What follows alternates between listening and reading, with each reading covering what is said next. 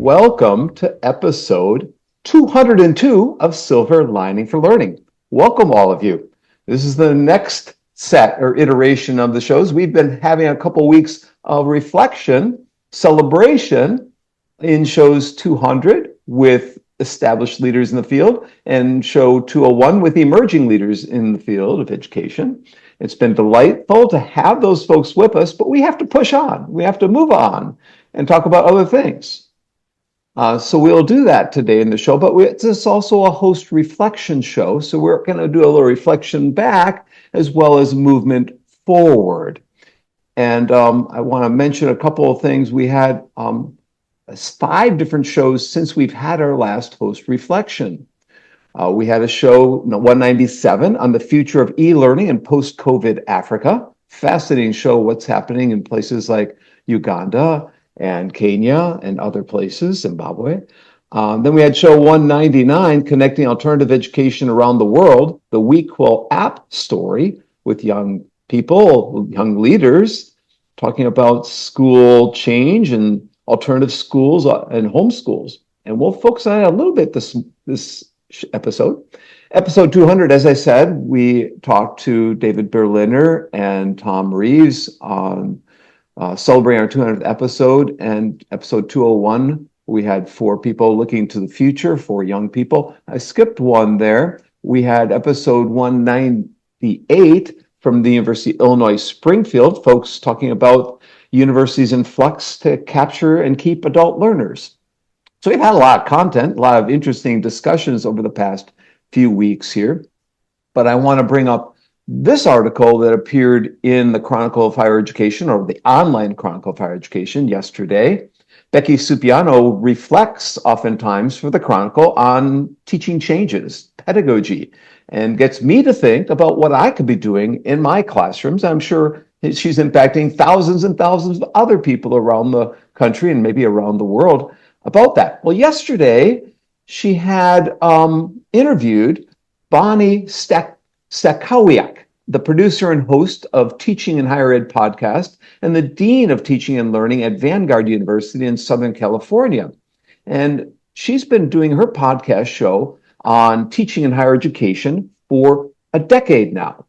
And she asked, Becky asked Bonnie to reflect a bit on what's changed over the past decade and what she'd like to pass on to others to have them reflect upon. And I thought I'd just throw 3 topics that she mentioned of changes that have taken place during the decade that she's had her podcast show. The first thing she mentioned was responding to mental health crises and issues in the classroom. She says that there's a greater recognition today within higher ed that we need to create a learning environment conducive to helping students not just survive, but thrive. We all need to stretch beyond what we think we are capable of for our learning experiences to be transformative. There's still work to be done to reduce the stigma surrounding help-seeking behaviors among students and faculty. So she gets into that a bit. You can read the article. The second thing she mentions is something, by the way, number 1, we've talked about from time to time in this show. In particular, the show we had on mindfulness with folks from Arizona State about half a year ago or so, or maybe a year, close to a year. The second issue that she mentions is rethinking pedagogy amidst the pandemic, the COVID-19 pandemic, and AI advances, both. And she mentions that people are quickly adjusting to the changes around them. Between the global pandemic and the seemingly endless AI adoption expansion, it can feel like we have nothing left in our teaching approaches that will be effective in today's context. And so she reflects on what we can be doing in the midst of all the hype of surrounding COVID, surrounding ChatGPT and other generative AI technologies. The third one that she mentions that maybe we can reflect a little bit on is reflecting critically towards hope and action. The last change she says that she's observed is there's a need to be more hopeful. And she cites Laura, I cannot pronounce her name, from the University of Cape Town in South Africa, Cisnier, which describes the sufficiency of those steps. She reveals how little moments of glimmer of innovation, not in the business sense of the word, but in the imaginative sense of the word, are good enough. Hope is not sufficient. It must be combined with action to make any sort of difference. 10 years is a long time to do anything with our podcast show. We've been doing ours for almost 5 years. That I've been able to spend more than a decade producing the podcast episode each week surprises even herself. The conversations she's had have been joyous, infectious, and transformative. And so here I want to just say a statement that I meant to have in the first, in the episode 200 and 201. First of all, I want to thank all of those who've been part of Silver Lining for Learning around the globe to make this show, Silver Lining for Learning, what it has become. Your projects, your initiatives, your inventions, your ideas have given us and the world of education and educational community much hope for a better and brighter future, a better and brighter tomorrow. It has been a deep privilege of us to meet and learn from all of you. You are the ones providing the sparks of educational change and igniting the transformations around the world. We, Punya, Young, Lydia, Chris, and I, Kurt, look forward to the people and places in which Silver Lining for Learning will turn to in the next 100 or 200 or whatever number of shows we end up doing. We want to definitely thank you all the people who've been on. Maybe we've had hundreds of people, literally, and each show has been delightful, eye-opening, and saved so that others can learn from it as well. Today, our co-host Young Zhao is off in Asia somewhere. I think he's in China. And Punya Mishra is traveling. He may join us. I think he's in Michigan State, maybe. He's at a celebration, I think a wedding. But Lydia Kao is with us from Toronto. Chris Didi is with us from Harvard. They just did a workshop for folks in India for the last couple of hours. So we just grabbed them in and pulled them away from that. But they might be a little bit exhausted. I'm Kurt Bonk from Indiana University, and today's A Host Reflect.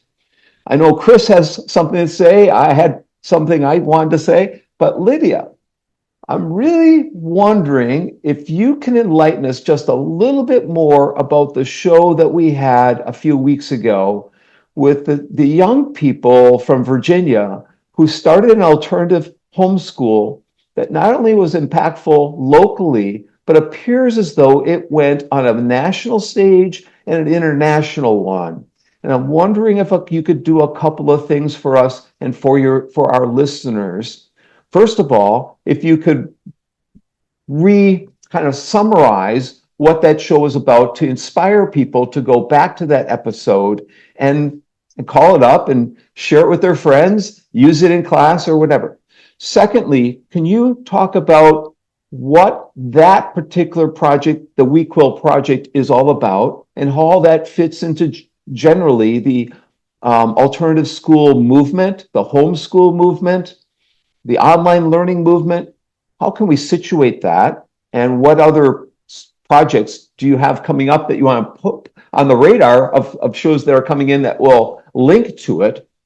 And third, how did it grow so fast, so quickly? I mean, what enabled those young people to make such an impact? And also, do they have to worry about things like accreditation and assessments and so forth? What happens with the people who go through such a program? Is it recognized? Is it something that is acceptable if they transfer to another district or whatever? Do those learning experiences that take place within the WeQuill environment transfer? You can transfer multiple ways, but anyways, those are four things. There's much more I want to know, but we'll end with that. And could you maybe enlighten us a little bit more? Because it was a fascinating show, Lydia. I recommend it to anyone. Please take a listen to that show. Lydia. Thank you, Kurt, for the questions. If I missed any of the question, please remind me. So the first question about what the show is about.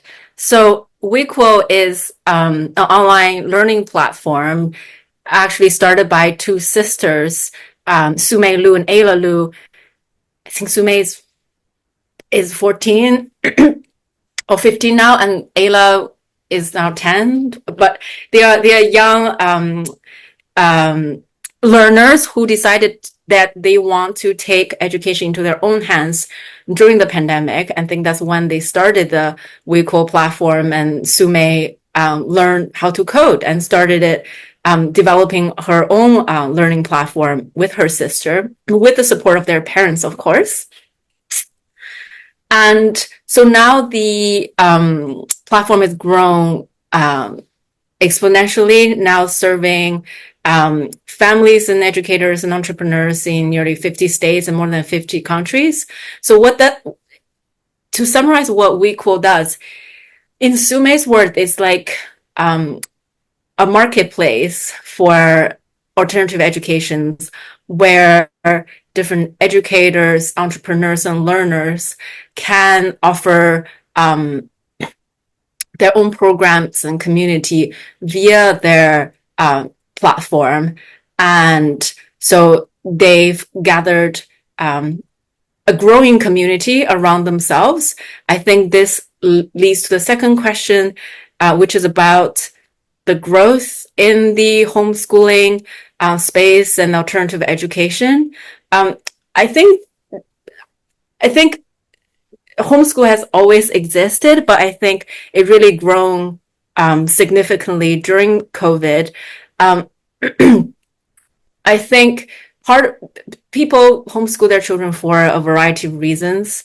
Some people simply just prefer the lifestyle, that they want the flexibility, that able to take their children to different places and whenever they want, or they want to design their children's learning program and the educational experience. But a lot of the parents homeschool their children because the existing systems do not serve their children, and then they cannot find an option. So the only option they have is do it themselves. And I've recently been to a conference. It's actually the first conference, Vela conference, focused on these emerging alternative education space. And we see a growing number of educators and entrepreneurs, and usually many of them were actually parents. They started this for their children, and soon enough, their neighbor found out about this and their community found out about this, and they want their children to join these programs. They started it.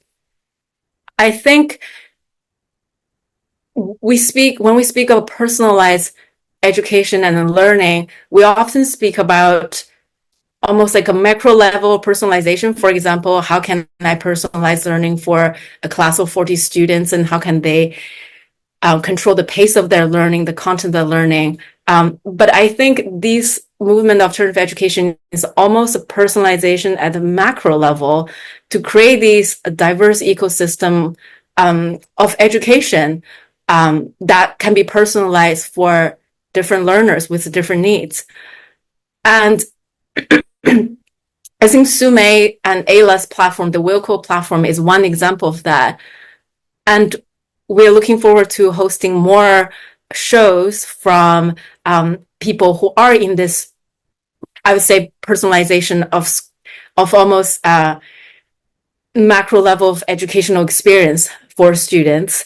We're going to invite these educators, entrepreneurs into the space to tell us what they are doing, because there's such a diversity within the space. I know there's one program teaching science with surfing. There's one program that we're going to there's a program we're going to host next week. It's called Realm, that we're going to learn more about of their approach to education and how they serve learners who are not served by the existing system, and how these learners thrive in their program. And then there's one question I remember, Kurt, if there's one more, just remind me, is are they worried about accreditation and assessment and these things?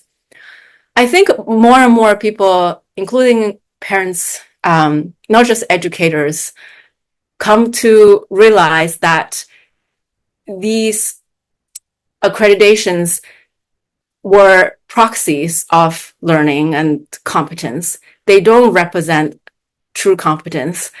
if you want to know if somebody is capable of doing something, well, have them do it.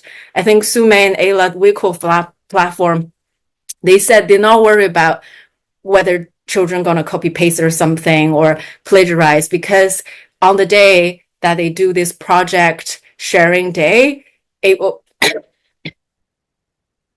people will quickly realize that somebody didn't do their work because they simply couldn't present it in a coherent and authentic way. So these children, I think, they're not worried about not getting this accreditation because they can demonstrate their competencies. And a lot of the children also excel in these traditional standardized testing, even though they were not taught to do these tests, but because they've developed such strong identity of being lifelong learners, they teach themselves to take these tests and they can get credit in that way. So a lot of children do homeschooling in the primary space, and a lot of them also do this in high school, and university also start to come to terms with this, that these children are prepared for higher education and they are open to have to admit students who have been homeschooled. And one of the challenges, of course, demonstration of competency, well, that can be illustrated through these standardized tests. But also what Sume and Ayla is doing is these, I think they call them digital CV, or it's kind of like a living portfolio that collect like a trajectory of what these learners have been doing. So you have these like really rich portfolio illustrating the not just the learning journey, but also the competency demonstrated through these learning journey. So I don't think they are terribly worried about accreditation. And I think I missed one question. Well, you did well, good enough. You covered most of but I think we do need you to clarify what the conference is. What does that? Can you tell us the title again, and so people can look this up, and they might. And when is it, so that they might want to attend it? What's it all about? Absolutely. It's called VelaCon, VELACON. It's an interesting organization. They started it to support educators, actually invest in educators, parents, community builders in these alternative education forms. So they give funding to people in this space. So actually, I was fortunate to be a recipient of Vela's funding to start a homeschool co-op during the pandemic. And so this is the I think they started as an investor to support these alternative educators, but they soon realized, apart from funding, what these educators really need is a community. They want to hear from other people who are doing similar things, learning from each other and being supported. And also sometimes, depending on where you are, homeschooling and this alternative education is kind of frowned upon. People think you're a little bit strange doing these things. You're messing up with your children's education. How dare you experiment with your own children's education and future? So they are not always understood. So having a strong community is really important. And I think that's why they organized the first VelaCon, to really bring these educators in person to meet each other. Vela now primarily operate in the US, but I think they do want to expand more internationally to support this movement of alternative education. I don't know when their next conference is. I think they just experiment doing the first conference. But definitely do check them out, and then you can find them on their YouTube channels, and they did a whole bunch of featuring of alternative educators and what they are doing and how they're serving their communities. So yeah, do check them out. Thank you. And by the way, yesterday I was just knocked off my seat watching the Olympics when they said Lydia Ko's going up for the gold.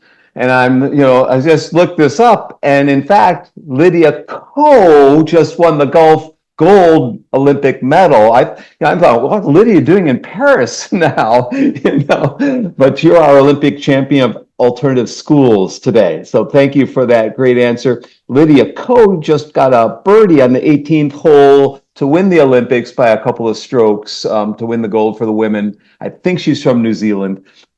We need to move on to other topics. Chris has something he's been pondering for the past few days that he wants to raise. Chris, why don't you jump in here? Well, one of the things I do during Host Reflect is to look at events that have occurred since the last time we had Host Reflect, and I'm going to highlight two. One of them is that Google suffered a major embarrassment because it released a special commercial for the Olympics about the wonders of its AI system, and it got so much negative feedback that it had to withdraw the commercial. And it was truly idiotic. I mean, it shows how little these companies understand or even care about the implications of what they're building, as long as they can get people to use it. In the commercial, there's a father and a daughter, and the daughter is running and, doing things connected with maybe her future in the Olympics, and the father is really proud of his daughter. So far, so good. So the father says, I'm going to use Google to summarize all my phone conversations for the morning so that I can just blow off that part of work and spend time watching my daughter. Well, obviously, it's nice to, as a parent, be able to carve out some time to watch your daughter. But if I were the boss of that guy, I would fire him immediately, because Google can't summarize phone conversations in a meaningful way. None of these AI systems can recognize sarcasm. None of these AI systems can recognize, hesitancy or some other kinds of nonverbal cues that would come up in the phone conversation that would completely change the meaning of what the content is. And if somebody's going to say, well, my employees, they just deliver the content, well, then I'd fire them too. Because what kind of reports are you getting if a Gen AI system can summarize it? I read a piece of research the other day in which students were praising the Gen AI system because it was giving them simple and concise answers. Well, if it's a complicated concept and it's giving you a simple and concise answer, it's giving you a wrong answer. So, to praise this is like praising Cliff Notes because, hey, I don't have to read the book and I got a 2-page summary that I can use to pass the exam. Well, guess what? You missed the whole point. So first, the father's bogus use is a problem. And then he says to his daughter, just tell Google AI to write this note to your hero at the Olympics and send it for you. And that way you'll have more time to practice your running. So here's a kid that's not going to learn to write. And here's a hero that's going to get a note that's prefab, that has nothing original in it from this little girl. And Google is proud of this. I mean, these are what it's highlighting as to what its cool can do on the big stage. I'm so proud that they were supposed to eat it. And I would fire at Google all the people associated with it and maybe step back and ask myself, what am I selling here? What am I selling here? So, the second event is that I am part of a team of many people who won an award in the Global Learning Tools competition, $300,000 for improving an existing game that's free on the internet called Quandary, which is about ethical decision making, and specifically quandaries are decision-making situations in which someone gets damaged no matter what you choose. And I say this in part to invite people who are involved in teaching ethical decision-making to contact me or someone else on the Quandary team, because we'd love to get your insights as we spend this money improving the game, or we'd love to have you as a test bed for the improved game. But I say it also because it illustrates how bad the curriculum is. And by the curriculum, I don't just mean state curricula or K-12 curricula. I mean the Harvard curriculum and all the other higher ed curricula. We see the results in the world today of graduating people who understand the major subjects well. So the schools have succeeded in what they said they would do, who are completely unprincipled, unethical, sociopathic, and only concerned with themselves. And they're taking the world apart because they've got the intelligence to do it, they've got the knowledge to do it, and yet they never encountered anything in the curriculum that would instill any kind of empathy, compassion, social perspective taking, caring, et cetera, et cetera, et cetera.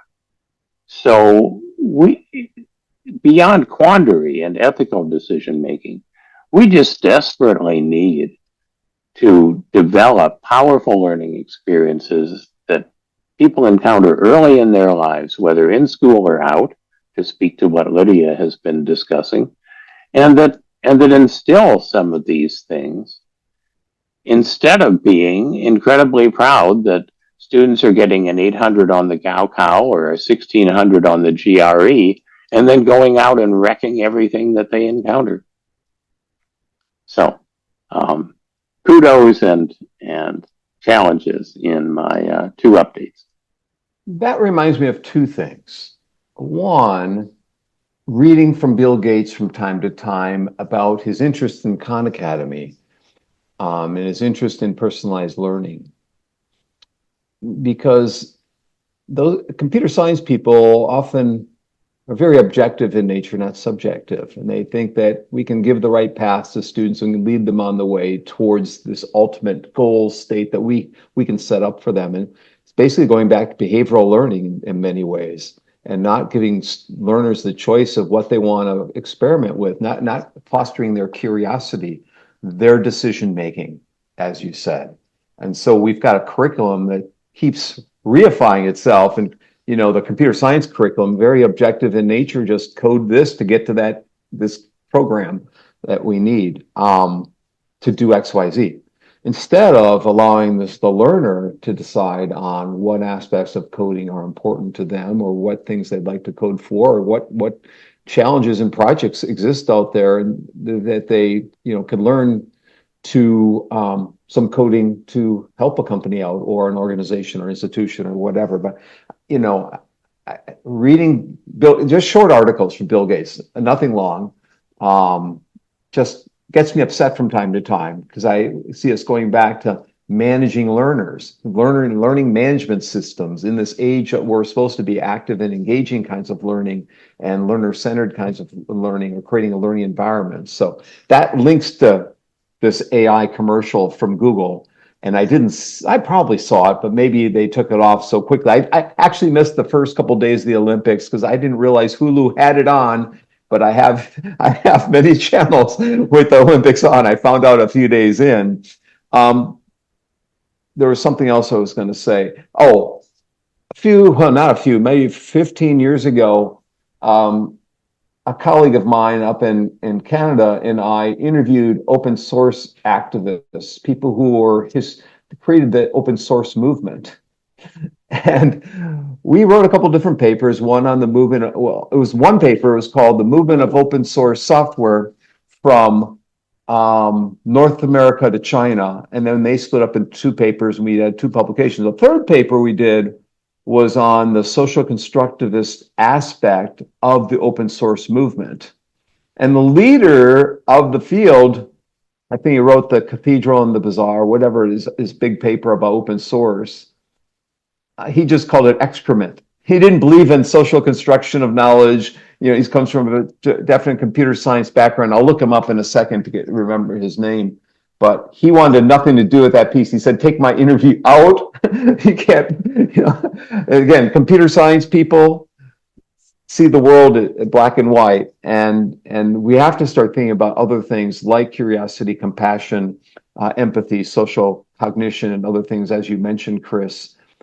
We need computer science people. We need the technical people to help us create programs like SMILE that Paul Kim has at Stanford Mobile Inquiry Learning Environment, which I've just did a paper with him on, to raise the level of questions that kids are asking. But we need not just the technical side, we need the compassionate side, the caring side of embedding such a tool within classrooms, within different educational settings, so that kids are valued for the kinds of questions that they're asking, and that the system is rating and ranking. Anyways, those are a couple of different connections to what you said, Chris. I don't know if Lydia has a connection or two that she wants to share with us.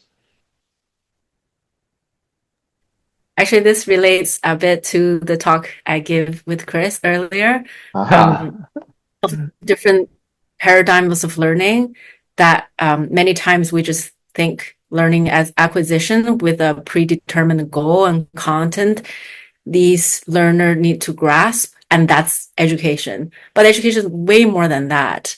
And we don't want to have learners who know a lot about things or extremely intelligent cognitively, but not able to exhibit these fundamental human characters like empathy, open-mindedness, compassion. And then if that's what we think education is, learning as acquisition, for sure will be out competed by AI, because that's what AI does. So I think never than before, it's more important for us to return to these fundamental human values and bring these care, compassion, empathy, a community back to education, that we're not just learning for ourselves. Actually, we are a community together tackling this open-ended question we really don't have a solution for. There's no textbook you can learn, say, this is the procedure you need to tackle climate change. If you do this will be fine. It's so complex and multifaceted. We need everyone to be on board and everyone working together to solve this. And then I think that's what's going to give me hope for education. Building on, Kurt, what you talked about with the third theme in the paper and the link to Silver Lining for Learning in terms of moving beyond hope to action. I mean, we haven't aired shows where we've had some person who says, I found this great hack for increasing everybody's score on the GRE by 7 points, and then we celebrate that. The predominant theme in the shows is what Lydia was talking about, which is taking marginalized students and empowering them, not as charity, but as a fundamental human right, and also because we desperately need the trapped intelligence that they have. And also the theme of what students learn is multidimensional. And so we're not narrow in the kinds of learning environments that are described on the show. They often have strong social, affective, and cognitive dimensions to them. And I am proud of us for those reasons. And that leads me to just make a little statement here that anyone listening to the show who has suggestions for guests that we might include in upcoming episodes of Silver Lining for Learning, my email is cjbonk@iu.edu. Please send any of us, Lydia, Chris, or I, a note. We'd love to have your suggestions, your contributions, your participation in this show. We want to know your interests. Just to tell, even if you don't have a suggestion of a certain person, tell us some topics that you'd like us to have a show or two about, or trends that you see emerging in your local setting that are important to people around you that would be widely interested in and shared. So by all means, share with us. Lydia, would you like to take us on another direction? Would you like to extend that? Sure. Reflecting upon the 5 past shows, I see like an overarching or emerging theme in education, which is flexibility, like flexibility at all levels. So we have the University of Illinois Springfield, that one, providing adult learner flexibility to learn at any stage of their life. And they purposefully design these different pathways and different programs. And there was online, there was hybrid, I forgot all of the details of these different pathway they constructed for learner, and learner have the agency to pick the pathway that works for them. And we also see flexibility. For example, in the WeQual show, we just talk about the young learners creating their own educational platform, giving learning opportunities to other learners who do not feel they fit into the traditional system or the brick and mortar education school space. And so there was also the last episode in terms of we talk a lot about different ways of assessing students, diverging away from just summative assessment, thinking about an ecosystem assessment to actually serve these different learning pathways and different educational purposes. So I really see flexibility as something that emerging from these different shows and something that's becoming more and more important. So I saw a couple of different principles, and flexibility is definitely one that emerged in all those episodes, including the one from Africa that we had, giving people choice, options, flexibility. Those are three key variables within the programs that were designed, whether it was in parts of Africa or in Illinois or in the school, alternative school in Virginia. Openness, using open educational resources to enhance the curriculum, to take advantage of them, to create them and share them, and community of learners, community of contributors, community of entrepreneurs that are creating the next iteration of educational options.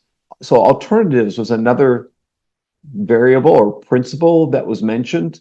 It's definitely spotlighted in your episode, Lydia, the WeQual episode, alternative education. But there was alternative education in Springfield where the president of the university was trying to create blended courses or online, fully online, for every single class that was taught face-to-face. And that was 20 years ago. They were an early player in the blended learning movement, partly because Ray Schroeder was someone who was utilizing online formats for a long time previously and was keeping track of that. But Springfield didn't go all the way. Their president left, but they went and experimented for a number of years in a blended environment, so many years that they have a story to tell other universities that might not necessarily be the flagship campus for the state, but might be the campus that is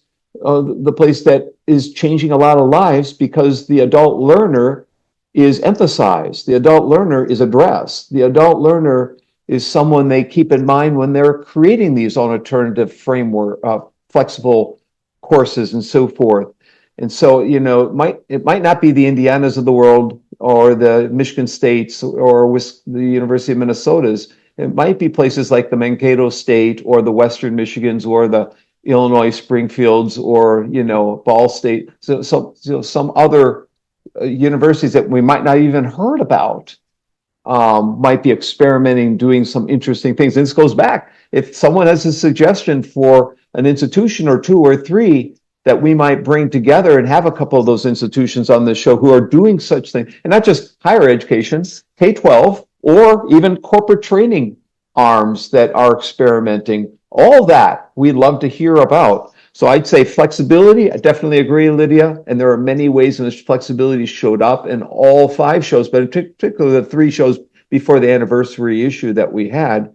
Alternatives, options, openness, and community. Those are the 5 things that quickly came to mind. But I think as you were ending, I was saying mentorship, apprenticeship, because they had in the WeQuil app, they had an adult who had been in this space for a while, mentoring these young people and giving them advice, and giving them some help and assistance when they maybe were struggling along the way.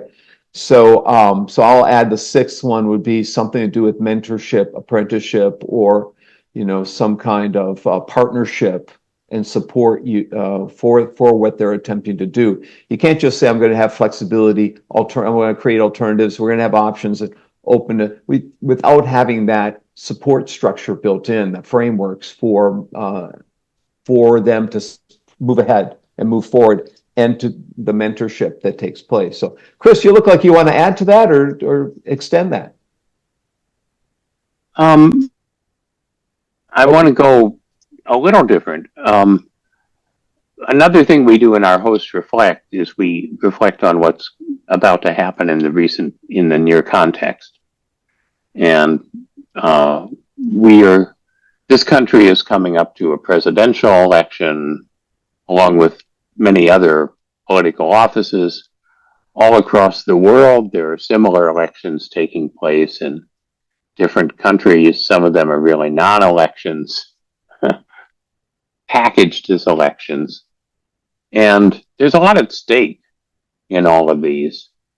Now, when I was young, improbable as that may seem,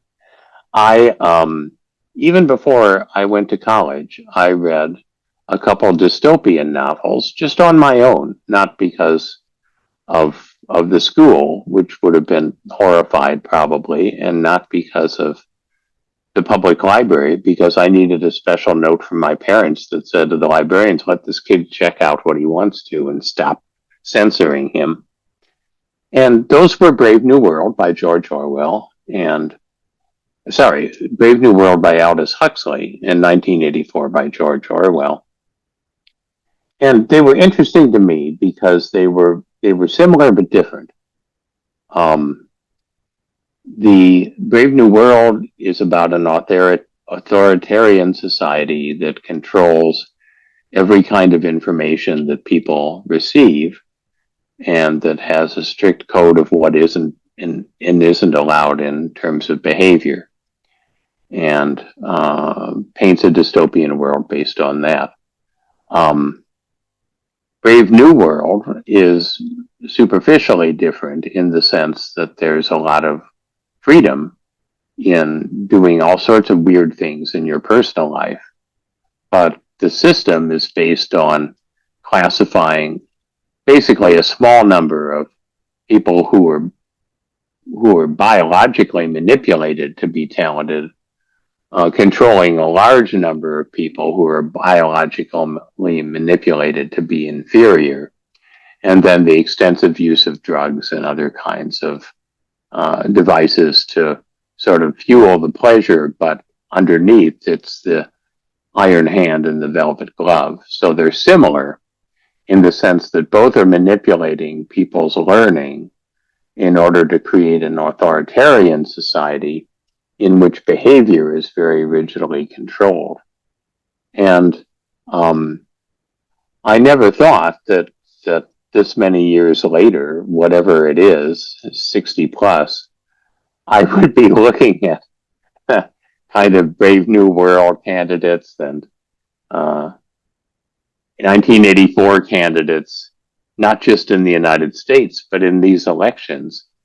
And it's truly scary, because the solution, as it always has been, is by a powerful educational system directed towards empowerment.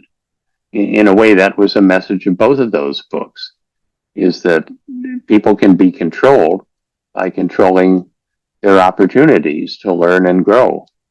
And so the stakes are just very high right now. And people are bemoaning the fact that test scores are going down, and they're bemoaning the fact that, there's a homework gap and other kinds of sort of doing the same things better mentality, but we need to be doing better things, not worrying about stuff like that, but really asking what proportion of our population graduates confident in their ability to learn, feeling empowered to learn whatever they choose, and actively engaged with changing the world around them rather than being educated to accept it. Maybe we have to have a month-long shows that talk about the curricula of the next decade or two and what it should include. Maybe we need some curriculum instruction experts. If anyone has suggestions there, might be really interesting shows to have. I don't know, we probably have colleagues that are in the curriculum instruction area that we could tap into and at least get some recommendations for that. Also some ed leadership people, policy people even. Yeah, they're still banning books, by the way, Chris. I hate to tell you this, but I know. One of my dreams is that Silver Lining for Learning will be banned, and then we'll know we're really making an impact. Oh, please ban us. Well, there was a guy who gave gave the commencement address about a decade ago. He did the Batman movies. He was the producer of them.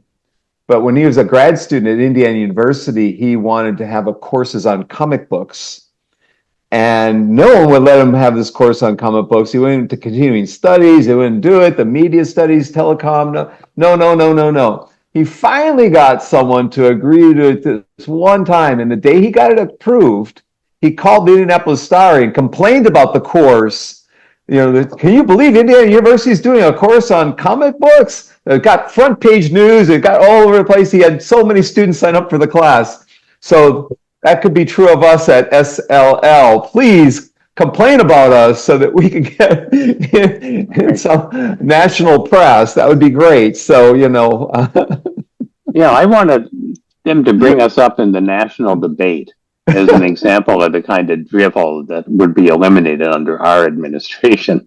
That would be fabulous. That would be the best possible thing that could happen to us. Yes, who do we know? You've been interviewed by the New York Times, I'm sure, and other places. So, you have your contacts. Slip one in there. And yeah. So, there are others who are doing similar shows to ours. That might be also a pretty, like the woman who was just in this article I mentioned. It'd be interesting to have a couple of people who are doing their own podcast shows, like in her case for a decade, come in and reflect on what topics they've had and what trends they see and so forth. Lydia, we could call it Only Learning in the Building. Lydia, you want to jump in here at all? I think what has been said is really well said. And I think it's important for us and policymakers and to take a step back, thinking about what is really the goal of education. What kind of people you want to nurture for the next, for the world and for the future. And rather than what Chris, you just said, like worrying about these test scores. What are these test scores for? What does this mean that country X did better than country Y on whatever standardized testing? Are we just pretending that as long as X country did better than XY, then it's okay? Or are we actually moving the bar higher for human empowerment, for innovation to create a better future for all? So that's my 2 cents. So I want to repeat something that all of us have said over the next few episodes, which is how great it is to have Lydia as a co-host. And beyond all the obvious reasons why it's great, we have too much on formal learning and too little on informal learning. And I think, Lydia, you bring strengths and knowledge and contacts in that area that are really going to be helpful for us, because, you know, innovation is easier outside of the main structures. And disruptive innovation tends to happen at the edges, and then something really powerful eventually disrupts the center. And so you're finding examples of those things that we can highlight, I think is terrific. I Thank you, agree that Chris. it takes place at the edges, you know, and we can do a better job of finding informal learning projects, initiatives, alternative education success stories for our show. And you know, it's something that I've been focusing on a little bit, and I've got a couple episodes coming up, and Olivia has some coming up as well. Would you like to talk about any shows that you're working on that relate to what Chris just said? Yes, actually, we have one episode coming up next week. I can save that for the end to introduce Yeah, it. yeah. But I'm also working on other episodes of educators working at the, as you said, on the edge of innovation and bottom-up innovation to create these learning space that work for their community. Yeah, there is a conference every year in Florida on self-directed learning, and there is a conference every year on open education. But it's not exactly, you know, but people who are attending those are pushing the edges a bit. And the conference that Lydia mentioned as well. There are summits and institutes, of course, but you know, I guess once you formalize this, it becomes less informal, right? You know, there's these unconferences that were popular about a decade ago. I think that was what it was called, going to an unconference. I don't know. Have either of you attended an unconference before? And what was, if you have, what was it like? No. Okay. So, you know, it's something that maybe if someone in our listening audience wants to recommend a person who's been running an unconference, that might be an interesting topic for us to have in future shows, what that's like, or a conference on informal, alternative, non-traditional education. That would be also something that I would be very interested in, whether we have it on a show. I'd like to attend those kinds of sessions, or as someone who's written a distinctive book in the topic that we might bring in, who just totally nailed and got some recent press in informal and alternative non-traditional education arena. That would be good too for us to have. We have 5 minutes left or so. Do we have any final comments if we go around here for today's show? Anything you've read about recently that you might want to bring up? The only thing I can mention here is MIT Press had something 2 days ago about creating a national data center, or a proposal to create a national data center, and someone had written a book about data science and the problems that we have in the United States tracking data, and so that people can figure out where trends are going and don't make a lot of missteps and lead people in the wrong fields, wrong directions when they're reskilling and upskilling, to have a better grasp of what the impact of AI will have on high paid jobs, as well as the lower skilled kinds of jobs out there. I don't have the article with me. I didn't bring it up, but I could run down and get it. But we only have a few minutes left. It's an interesting one. We could have her on the show. That might be interesting for someone like that. I'm blanking on what university. Maybe Harvard. I can't remember. Chris? Well, as I look at the news, because of climate change, the number of locally catastrophic events is really high now. I mean, there isn't a day when you're not looking at people whose whole lives were destroyed in the course of a couple hours. And there must be people who are sort of first responders, but that are more psychological first responders, if you will.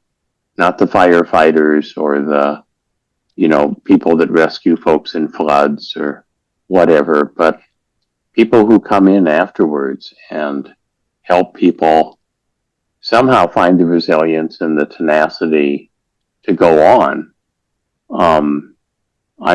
I'm not sure that that's a formal profession, but I'm sure that there are people that do that. Maybe the Red Cross, would identify with that and say, well, that's part of our mission. It'd be fascinating to have somebody like that on the show, or some people like that on the show, who talk about that as a kind of informal learning that's really consequential and important. My department chair is very involved in the Red Cross. I can see if she has someone she could recommend that I'll reach out right after the show and do that. But you would think there'd be counselors, social workers, and so forth, maybe with a different title for dealing with the catastrophes that are occurring all the time. Yeah. We have only a minute left. Any final comments, Lydia? And then introduce the next show. Sure, I can introduce the next show. So in the next show, episode 203, we'll have 3 guests, Jessica, Victoria, and Hayden from REALM, which stands for Redesigning Education and Living Meaningfully. So they are working to redefine what school means by offering real-world, project-based classes taught by teachers passionate about their subject matter, offered on a flexible basis, enable families to build weekly schedules that work best for them. And what time is that one at? That one is at 12 p.m. Eastern Time and 9 a.m. Pacific Time. So we look forward to having you on the show.